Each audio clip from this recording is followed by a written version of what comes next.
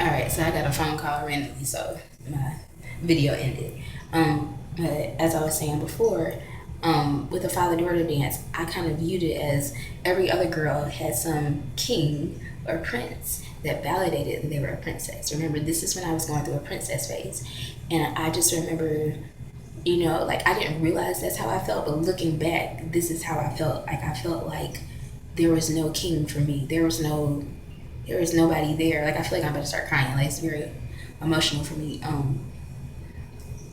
In my little kid mind, I felt like there was nothing special about me because there was no king to take me to the ball. There was nobody to take me. And it sounds silly now, but just imagine that as like a 7 or 8 year old child. That's how I felt. Like there's nobody that thinks I'm special. I'm not special. And people just disappoint you. It's so important to go back to the things in our lives that make us think the negative things that we think about ourselves, because you have to call it out. And you have to, for me, I have to allow God to work in those spaces. You have to do that, and I think you have to relearn not just how to think, but you have to relearn the situation. If I could go back in time to myself at that time, well, that would be impossible because the paradox, you can't meet yourself in the past. We all know that. But let's say I could, I would tell my I would tell 7, 8 year old me that it's okay, that this dance, being able to go, not being able to go, it it doesn't mean it doesn't give you worth. It doesn't mean you're not special. It doesn't mean you're not lovable. It doesn't mean you're not unique.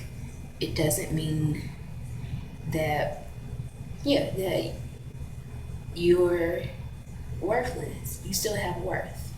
It's just a dance. And even the fact that your father isn't here and he's not really the father that you like to have, that doesn't mean anything about you. That's his life. Those are his actions. And even with that, I truly believe from his experience in his life, he it sounds weird, my mom would probably disagree, but I think he did the best he could with where he was in his life at that time. Um, do I wish I had a better relationship with him? Sometimes, but I kind of feel like it's kind of too late for that. Um, but I don't take it. I don't take it as him failing me. I think just like any other person, he made some choices and he had to deal with it, and it didn't mean that I didn't mean anything. And I just want to tell whoever's watching this, if you are someone who feels worthless, you're not. You are important. You have value. There's nobody else like you. I have a degree in biology, and I know that it's either 8 million people or 8 billion. I'm kind of rusty on that fact, but it's like 8 million or 8 billion other people you could have been, but you're you.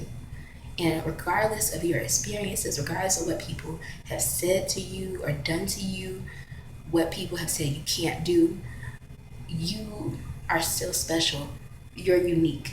And nobody can take that away from you. And nobody can give you anything. You're already you. You're full of worth.